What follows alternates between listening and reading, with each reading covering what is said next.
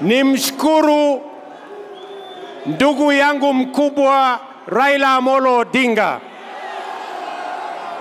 kwa kunishika mkono na kuunganisha Kenya mzima, anisaidie kuweka Kenya pamoja, ndio tuweze kwa pamoja tukabiliane na changamoto za taifa letu la Kenya, tuweze kutekeleza mipango ya kilimo ili tupunguze gharama ya chakula na tupunguze gharama ya maisha.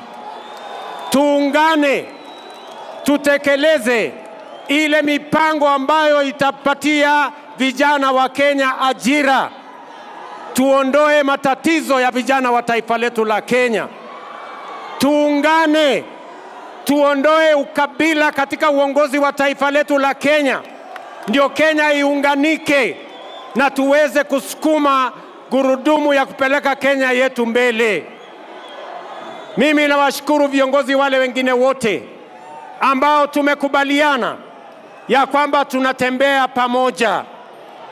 Na wauliza ndugu zangu, ile mkataba tumeweka sahihi hapa leo sio kwa manufaa ya mtu binafsi, sio kwa manufaa ya Raila Odinga ama William Ruto, ni kwa sababu ya manufaa na interest ya vijana wa Kenya, kina mama wa Kenya, watu wote wa Kenya. Tuweze kutembea pamoja, tuishi katika nchi yenye haina ubaguzi, tuishi kwenye nchi yenye iko na umoja, na tukabiliana changamoto za Kenya, tupige hatua ya kwenda mbele kwa pamoja.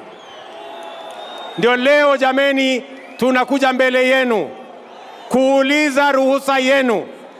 Watu wa Nairobi, mumekubali tuungane, tushirikiane, tufanye kazi kwa pamoja?